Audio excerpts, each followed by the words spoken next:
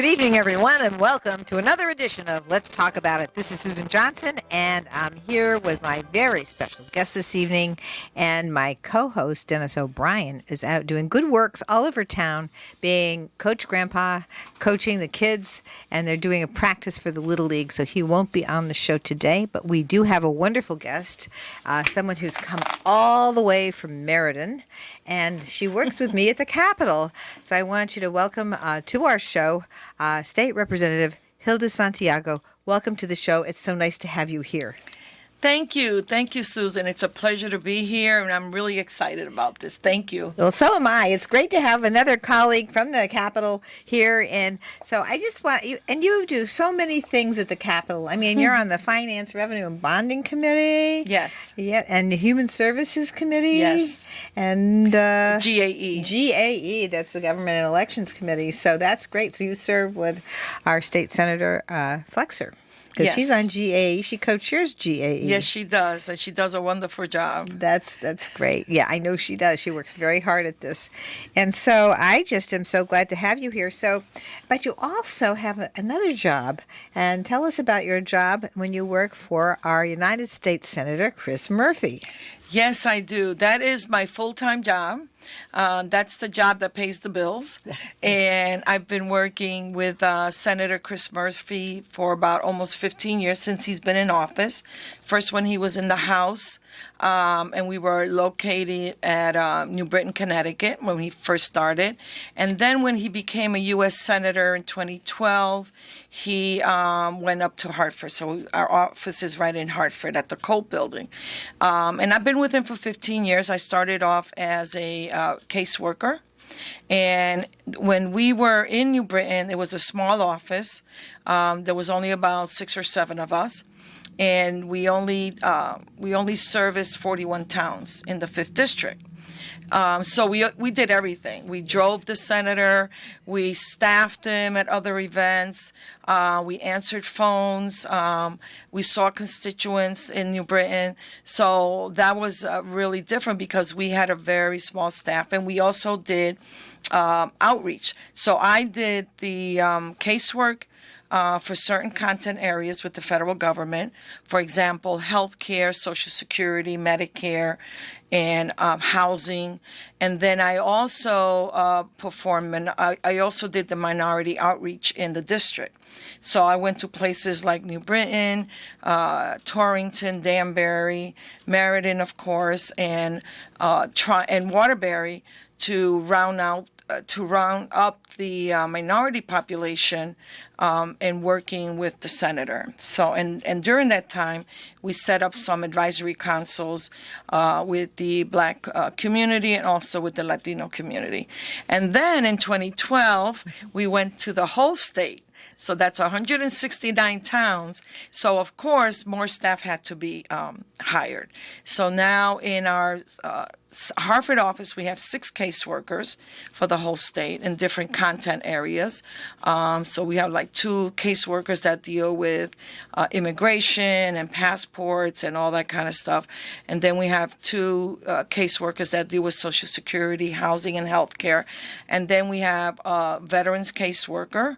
And then we have another caseworker that is also does IRS and veterans and those kinds of issues. So that office is a little bit bigger, and it's kind of fun. It's over at the Colt Building. Yeah, that's a nice building, all renovated and everything, and it's a great spot, really. And Senator Murphy has done amazing work, and he does get around. He has those walks about every year where he tries to get around and see people just walking around the state of Connecticut, which is a wonderful thing to do and to connect with constituents and everything like that. So, but I know that he does amazing work, and he has got great positions. You want to tell us some of the positions in the Senate that he has? He sits in the Health Committee, which has to do with health, education, labor, and pension, and he also is co-chair, I believe, of the Foreign Relations Committee. And then there's another subcommittee. There's a couple of other subcommittees, but one of them is another subcommittee that's important. It's the Appropriations Committee. That's always important, So, isn't which it? is always, Whether- yes, he makes a lot of ideas. I mean, a lot of decisions. Yes, indeed. On how money is appropriated throughout the country. So, so it's exciting. He does a lot of that stuff. Yeah, it's very, very good, and it's great that he's so active in the United States Senate. But it's also great to have you here, who are also very active in our local legislature and in the House with us. So it's great to have the connection that you have with Senator Murphy, but also all the work that you do in the finance, revenue, and bonding. And of course, we had a pretty good year this year for bonding issues for a lot of our distressed municipalities. We sure did. Of course, everybody knows we received a lot of money with the ARPA money, the American Rescue Plan Act and Program Act, and our whole federal delegation were very instrumental in making sure that Connecticut got its fair share of money. And that money again went to went to the administration, and they in turn distributed that money to a lot of the state departments. They all got a bit of the money, and places like the Department of Social Services,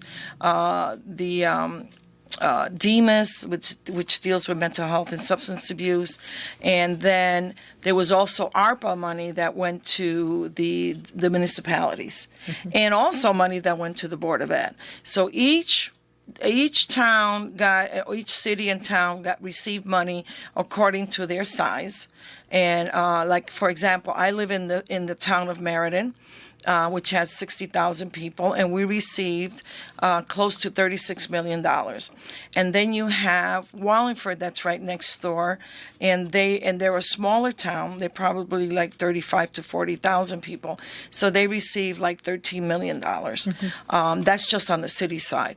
But a lot of that money was instrumental at the state level to, for example, in human services, to get, and in DDS, the Department of Developmental Services, to get some people off the waiting list that have been waiting to get into group homes for years. Well, let me just say something about that, because when I was the co-chair of the Public Health Committee, one of the things that former Senator Giarratana and I did was we set aside $5 million just so that people who had developmentally disabled children that were, and the people were getting into their late 60s, early 70s, would be able to work with the DDS, Department of Developmental Services, to try and find group homes so that the child, the child or the offspring would be able to transition them gradually into a group home setting, as opposed to having a loss of both parents and then having that loss, that horrible loss, and then being forced into a group home. It's a really important thing to do, and I'm glad to see that we're making that change again, because we want to make sure that the people with the developmental disabilities aren't so totally traumatized by the loss of the parent and then changing their living situation all at once. It just seemed to me to be an awful way to do things, and I'm glad to see that we're working back again at creating more opportunities for families to make those transitions. They've taken good care of these little ones that have, been part of the family and for all their whole adult lives, and they need to be able to help out with making those transitions. So that's a really important function that we just haven't made the adjustment to since the litigation occurred when we emptied out the training schools for people with developmental disabilities. Exactly, and we were with the money that came from the federal government. There's a waiting list of maybe 400, 500 people on that list that are getting up there in age as it is, and their parents are really getting older, and they really can't take care of these individuals with these disabilities. So we were able to get 50 people off that waiting list with that money that came from the federal government. So there's bits of money, chunks of money that have gone into every state department in order to alleviate the waiting list. There's money that went into the child care programs. There's money that went into homemaker programs, so home care programs, the nursing homes. That a lot of that is under the Human Services Committee. So we were able to. We had a very good year. We were able to plug in money where it was needed, but also that it was money that we didn't have to play around with and cut in the budget. Because there was all this money coming into the state, and the nursing homes also, got a bit of that money also. Thank goodness. I mean, these are things that we really haven't been able to provide coverage for a long time because of the difficulties we've had with the crash in 2008, which most people don't remember anymore, but I do. Oh yes, that was quite a crash, and then we were recovering from the crash over all these years, and then all of a sudden here we are with the pandemic. So these things have been a struggle for the state, and of course the way we're configured is makes it also a little bit more of a challenge, let's say, than maybe other states that have more regional government styles than ours. Exactly. We were also able to put a lot of money into housing. We got extra money in for housing to help people pay their rents during last year, because as you know, a lot of people did lose their jobs, and a lot of places were closed down, and people were afraid to go to work, and so they stayed home. And then there was a lot of people that also had to do teleworking. So we had a lot of people that needed unemployment insurance, that the UI, able to survive, but to put food on the table, to be able to pay some kind of rent. But for those that didn't go back to work or couldn't go back to work, we had the Unite CT program through the state that was able to help people pay their rents. And we also were able to put money into preventing foreclosures through the CHAFA program at the state level, the Connecticut Housing Finance Authority, which is able for homeowners to not go into foreclosure. So that's where, those are the needs that we have in our community, not only in places like Meriden and Willimantic and in the bigger cities, but in some of the smaller cities too. They have those needs, and we were able to help those business, and also for businesses. There was a lot of money that went into the businesses through the SBA, and money that was able to keep people from being, even those businesses that closed, they were able to stay afloat by taking out small loans and getting grants through the state, through the DECD, the Department of Economic and Community Development. So we see that we did well in the state of Connecticut, compared to some other states, as far as when COVID came for the last year and a half, because a lot of money was pumped into the system.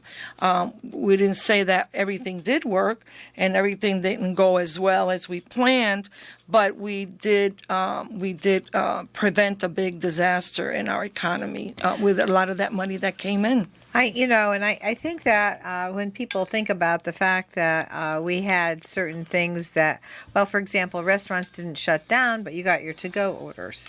Supermarkets were open. People could go shopping. You had to wear your mask and be careful and be socially distanced. And we're still having to do that because of the increase in the Delta variant. But our manufacturing stayed opened, and unless there was, someone who actually had the COVID-19 and then had spread it to other workers. But by and large, these manufacturing industry stayed open. So we have, when people referred to the shutdown, we didn't really completely shut down. We kept going. Of course, nobody's economy, when you take a look at the economies all throughout the country, none of them did as well as they would do normally. But on the other hand, because of the money that's been infused to our different areas in our states, we've been able to keep going, and people have been able to keep afloat. But I do want to go back and talk a little bit about some of the housing changes that we have made. I sit on the housing committee, so I was thrilled that what we have done is we've made sure that people in the process of maybe being evicted because they couldn't get back to work and they couldn't pay their rent would actually have someone to represent them. And not so much to represent them, to be in a contentious situation with a landlord, but to have the landlord and the tenant get together, sign the documents to get that money that is there to pay the landlord, so that if people are having trouble understanding how to do that, the lawyers who will be there to help with those procedures will be able to do that. And people who might otherwise be evicted because they can't get the money would be able to save themselves from that difficult situation, which also has a really bad impact on their ability in the future to get another apartment. Because once you're evicted and that's done, then what happens is a lot of people don't want to rent to you anymore. So it's very important to stick with these programs and contact us. Contact your local representatives like me, or if you're in Meriden, like Representative Santiago, and make sure that you contact us so that we can help you through these programs, make the right referrals, because these are things that really have to be done, and the money is there. So let's try and use that money and make sure we keep our landlords afloat and our tenants housed, because we don't want any more homeless people. Exactly. On point is the federal government did increase the SNAP program, not only for those people that were losing their jobs that sometimes had never had to apply for any kind of assistance. So the SNAP program was there. Which is the food assistance program, right. Just in case people don't know. It's like food stamps, and they changed the name to SNAP. So. Right, correct. And also there were programs to help people get the SNAP program a lot easier, so that when you had redetermination within the last year and a half, you didn't have to go in person and apply again. So we automatically changed it at the state level through Human Services, and then the chamber, the whole legislature, so that people were not having to. The federal government waived it so that they won't have to renew their applications every year. So they automatically were getting, a lot of the elderly and seniors were still getting their food stamps. Plus, there was an increase, and the people that were single and disabled were their increase. There was an increase in SNAP. There was also just in this September, the federal government increased their SNAP programs, the food stamps, by 25%. It's a good thing too. Which is a good thing. Have you noticed the price of food? Oh, yeah. It's gone up. It's gone up, yeah. Exactly. So it really is gauged to the increase in the actual cost of the food in the grocery store, because I think that some of the food that we buy is based on supply and demand. And some of the supply has not been there. Some of it's because some of the food comes from other countries. Some of it's because we haven't been able to hire people in the agricultural area to actually get the produce and bring it to market. So we haven't had the people on the ground to help out with the farming. Exactly. And to talk a little bit about health care. When people lose their jobs, they lose their health care.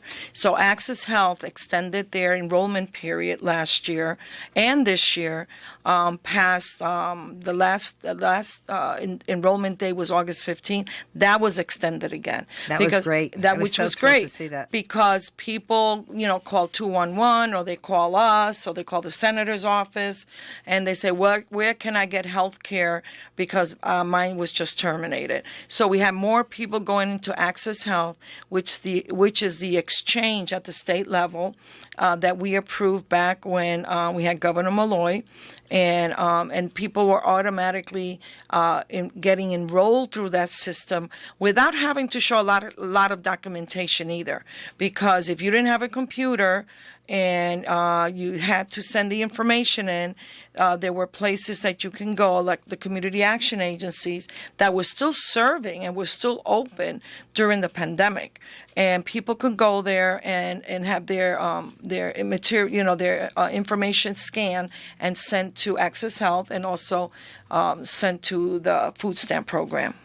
Well, that's really good information, and that is something that I'm very excited about, to think that we have these programs and we're making it easier for people to be able to access them because of time frames. One of the things I think the pandemic did is it made it so that accessing things through computers and trying to get things done in those ways more quickly has been, I think, a big plus for people who are trying to take care of their families, take care of themselves, make sure that we don't have really serious, difficult situations like what will happen if someone becomes homeless. So I'm going to take a little break and we'll hear from our sponsors. This is Susan Johnson, and I'm here with our very special guest today, Representative Hilda Santiago from Meriden, and we will be right back after these messages. Welcome back, everyone. This is Susan Johnson, and I'm here with our very special guest this evening, State Representative Hilda Santiago from Meriden, and we're here to talk about some of the things that happened this last session, but also to talk to Hilda, Representative Santiago, that is, about some of the things that she's been doing, because she does all kinds of things. She works for our United States Senator Chris Murphy, and she also does all kinds of great things at the Capitol with me. So I'm just very excited that she's here. And so we were talking about the healthcare expansion under the Affordable Care Act, or Access CT, which has actually increased the amount of money you could make and still get a subsidy. Yes, exactly. So that was very helpful. So that if your income was lowered because you lost your job and now you were collecting unemployment, or sometimes not collecting at all, you were able to get onto Access Health. And if your premium was $400 or $500 a month for your family to also join into the plan, then you would get a subsidy from the federal government to help you pay that premium. So sometimes it was even under $100. So that subsidy will continue, I believe, until the end of the month, unless the state, the governor or the administration decides to take some of that ARPA money and also put it into Access Health, because the state has received a lot of money, and they have almost 3 years to spend a lot of that American Rescue Program Act money. So in making sure that people are using that money, but also to make changes in their towns so that they can, in the school system, they can improve the HVAC system, and they can get the materials that they need for children to be safe, and to get playgrounds where more kids can play. So there's so much that you can do with this money. And at the city level, the money can be used also, again, to improve the HVAC systems in all the offices, and use it for PPE, and use it to put infrastructure, to use broadband, in order to put broadband and making internet access. Because as you know, Susan, we had a lot of problems with the internet system, the broadband, because when kids had to stay home and then use the internet, to do their homework and be in contact with their teachers, a lot of our families couldn't afford it. And a lot of our families didn't have the tools in order to do the homeschooling that they were doing at that time. So, like in the city of Meriden, they did something a little bit different. They gave all the families hotspots. So they were able, so every child, every home that had children that were going to school had a hotspot that was signed out to them. So they were all eligible to get the internet in their homes. That's a wonderful thing. And even when people did have the internet, like I was last year when I went around knocking on doors and talking to people, socially distanced with my mask on, I found that there were people who had the internet, but when you have a parent working at home with the internet, and then you have your students, maybe a couple of children at home too, the bandwidth that they have, the amount of access to the internet, if they don't have enough bandwidth, then they're not going to be able to hook in all at the same time. And so that's a problem, and that's part of the things that we need to really take a look at, I think, as we move forward with some of these problems, to make sure that everybody has the right bandwidth speed, to make sure that the providers of the internet, the service providers, are going to be able to increase access and make sure that there's enough bandwidth for families and people to work at home so that they don't get cut out. Exactly. And a lot of the towns and cities can use that money from the federal government to expand their broadband in their cities, because, again, sometimes you would have the downtown area that had the Wi-Fi, but when you go into the suburbs and the rural areas, that was really a problem. So a lot of money, I don't remember, it was maybe more than $2.1 million at the state level that we allocated for broadband use and improvement in our cities and towns, and especially in the suburbs. So important, because, it's a different type of traffic. We have highways, and now we have internet highways, and they are the things that really help us connect and do the business of the country in this century. So, we have to be able to understand that that should be part of the infrastructure bill that they're going to try and pass through in Congress, whether it's in the Senate or in the House. The two infrastructure bills are infrastructure that really are things that we have to be able to address and make sure people have access to these things. Exactly, and to add to that is that the communications internet businesses, that the 5 of them that we have in the state of Connecticut, were also able to discount a lot of families their bills, so that they would get a smaller bill for their internet usage, because a lot of them, again, were unemployed, had lost their jobs, and a lot of them, because the kids were staying at home, it was difficult to get the internet. So for those people, those towns that didn't get the hotspots from their school systems were able to get a discount from the telecommunications companies in order to have the internet service. So the kids could, there was a lot of people, like you said, people were working at home because their offices were closed, and, the kids were at home. So they needed a speedier internet in order to do their work. One of the things that we keep hearing about is the fact that, a lot of jobs are opening, but a lot of people are not applying for the jobs. And I'm wondering, how many of those people are really women with children who aren't vaccinated yet, who are not able to access daycare, people who, how many people of the 650,000 people who passed away actually filled those positions before? Have we really taken into account all the people who passed away, and how many jobs are really out there? And maybe there are people who have just, maybe we've just shrunk our population, our employable population, to the point where there's not that many people out there that are able to get back into the workforce. Exactly. And I think with the increase in child care funds through the federal government, the now monthly people that families that have kids under the age of 17 can get a $250 child credit, and they're getting that on a monthly basis. But it also, I believe it gives time for those parents that were getting paid lower, had lower paying jobs, that this gave them a time for reflection and time when they're being at home to look at getting job training and going into another career, and really think about how they're going to sustain themselves in the future and get themselves out of poverty.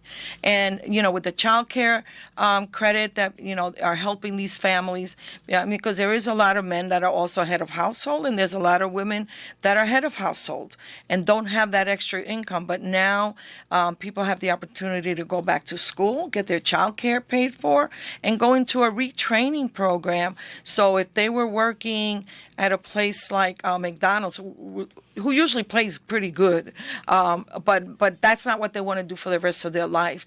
Go back into the workforce and retrain and become a medical assistant, so become a CNA and become possible a LPN and then a nurse, or get into construction, or go into welding and manufacturing. And we put in a lot of money this past session for retraining a lot of our folks to go back to work, to retrain themselves, to get a better life, to get themselves out of poverty. And I think that's so important. That's hugely important. And really, one of the nice things that we did this cycle, too, that I'm very proud of, is we made community college available to the students who are first in their family to go to community college or college, and their first full-time students. So making sure that they have access to community college for free, and they're the first in their families to do that, is really very, very important. And also, one of the things that we do here in Windham, and I'm sure we do it in a number of places, is provide access for students to be able to get that tech training so they can go right from school right into places like Electric Boat or Pratt & Whitney or over to Sikorsky Aircraft and do those technological jobs that are so needed, because we're having more and more retirements from all those big manufacturing companies that are actually going to be able to provide high pay for people who are trained in those areas. Exactly, and that's the workforce that we have to start working with, and with our young people in middle school and high school, and to tell them manufacturing is not a dirty job anymore. It's a clean job. It's computerized, and this is what these kids are doing now because they're on their computers and phones all the time, and it's a lot easier for them to learn. So when kids are coming out of school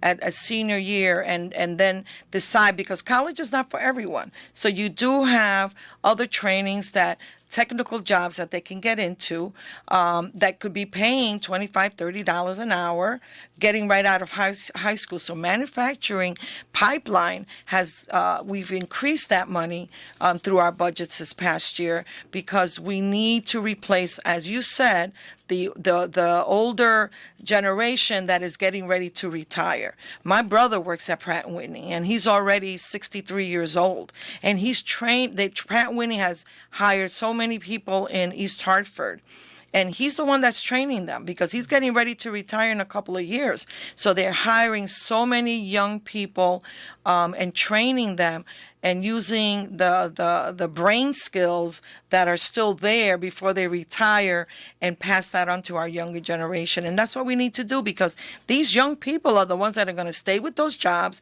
They're going to buy homes in their community. They're going to buy cars in their communities. And that's, again, how people go through the American dream and get out of poverty. Well, it's a couple of things, too. It's keeping Pratt & Whitney here. It's keeping Electric Boat here. It's keeping Sikorsky Aircraft here.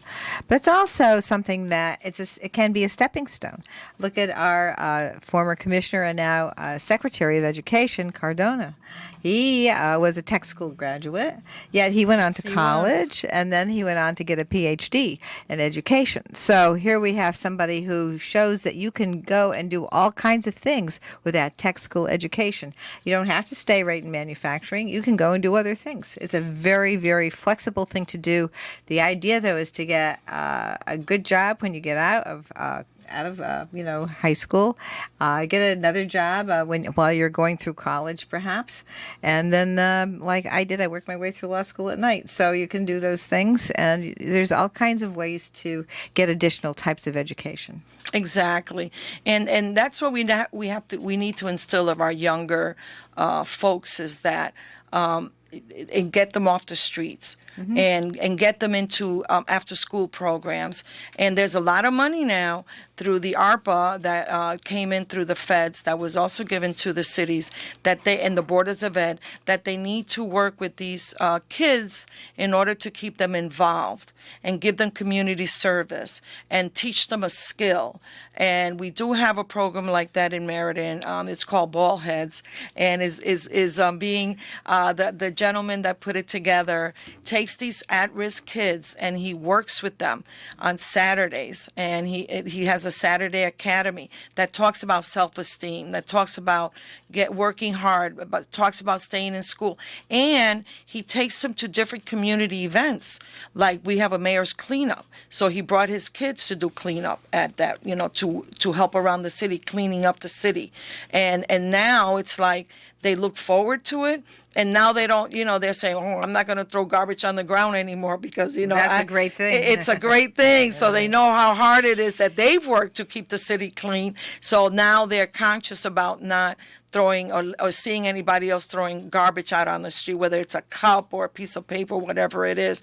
So these are the types of programs that we need to keep funding. And a lot of this ARPA money is to work with these kids after school, before school, weekends, keep them busy, keep them off the street so that they don't get into trouble. One of the things that you're also doing is you're also on GAE, the Government and Elections Administration Committee, and I just wanted you to talk a little bit about your work there. We've done some really good things during the pandemic. Great things have happened with respect to being within the Constitution. I want to stress this because some people misunderstand what we did, but we did make it so that we have these ballot boxes at the town halls now where you can put your absentee application and an absentee ballot in those boxes. And the other thing I want to make really, really clear to everybody, you don't get an absentee ballot without an application. You have to apply for that in this state, and you have to be registered to vote to apply for the application. And so we do have them. We're going to be able to make them available now, October 1st, just so everybody knows. I got a note from our town clerk making sure that we would be announcing this regularly now, and I did blast it today. But tell us a little bit about GAE and maybe some of what your visions are for your future. And being on the GAE has really looked at ways that we can improve the system as far as going out to vote and the elections. So we had to change the Constitution, which we did vote. And in next year's ballot, in 2022, there will be a question on the ballot saying that if you would want to have early voting. The absentee ballot. It's the absentee ballot. No excuses. The no excuse absentee ballot. So we got a good vote in the House and a good vote in the Senate. Yes, we did. So we're able to do that. So when you go out to vote next year, make sure that you check off that box because it's going to make a big difference in changing the Constitution. Now, once everybody agrees to that, then it will go back to the legislature, and the legislature will have their public hearings from the registrars and all kinds of voters to decide how the absentee ballot is going to be distributed. So we want to keep it where if you are not going to be in the state, you're not going to be in the town, but it's also hard for you to get out of work because a lot of businesses don't let their employees get out of work, and managing between picking up the kids, going to work, coming out from work, picking up the kids at daycare, cooking. Sometimes our folks don't have the time to go out and vote, so they miss out on voting. But if you can put in an application and say, I know I'm going to be busy that day, or I'm going to have surgery, or I'm going on vacation, or I'm just not going to make it in time because I might have to go to New York or somebody, somewhere else for something, and you're not going to be able to vote that day, you can get an absentee, no excuse ballot, get the application, send it into City Hall, and you in turn would get the ballot. And then that way you can fill out your ballot at home, and we need to make that easier because those ballot applications, the reading is so small that it's hard to see as you get older, and then you fill it out, you get your ballot, and then you have to complete the ballot, because in helping my mother do her ballot, there wasn't enough room there for her signature because they know they write big So I think that we can make a lot of improvements then, and we will also have the early voting that we are going to eventually vote on in this next session. So that's another good thing that we are working on in GAE and to pass those laws. And my vision, talking about my vision, eventually is I did open up an exploratory committee for Secretary of the State because, as you know, Secretary Denise Merrill is retiring. So I am envisioning myself in doing I did an exploratory committee in testing the waters and talking to my colleagues with support from my colleagues and other people in the administration in putting in my name for an exploratory committee to run for the Secretary of State. So I would be another woman that would be on that ballot because right now it's only Susan, the Lieutenant Governor Susan Byskowitz, and she is the only constitutional member of that line. So I would be the second woman and also the first Latina on that ballot if I win the convention in May. So you have to work on delegates to do that. So it's something that I'm open. It's a door that's opening, and I see the opportunity to really work with the community, work on helping getting more people to register to vote, and really talking to our young people on the importance of voting, because a lot of our young people still don't vote. You have an elderly population that they come out to vote. They know how important it is. They know that it affects them in everything, health care, taxes, you name it. But our young people are still a population that we need to attract and to make them the voting bloc that we need eventually as people are passing on. So there's so many things that I want to do with ideas that I want with that office that'll be easier to do with the help of the legislators in changing to make it easier for us to make voting and participation the fundamental right that we have in the state of Connecticut. And we do. I mean, I think all in all, we do a very, very good job in making sure ballot access is there. We do have the chance, if you are out of town, to utilize the absentee application and ballot system. But we also don't make people stand in line for 8 or 10 hours. So, I mean, we do a lot of good stuff here. But I know that I know you have a vision for making sure the students, the younger people, are going to be more engaged, and I think that that's a wonderful thing. And I know that our Secretary of the State, Denise Merrill, has been working at that as well. And because you're on GAE, you have firsthand knowledge of all the work that she has been doing. Yes, and she's been great at getting money from the government last year. The $5 million that she got and distributed to all the cities. She's been great at making sure that all the towns got the drop boxes, so there'd be no contact voting. And she's been great on getting the message out there. So I want to continue that work that she has started and keep on that road to make Connecticut a better place. Well, thank you so much, Representative Hilda Santiago, for being on the Let's Talk About It show here today. I want to thank Matt Rupar for his good work, and I want to see everybody back here next week in another brand new show. Thank you so much.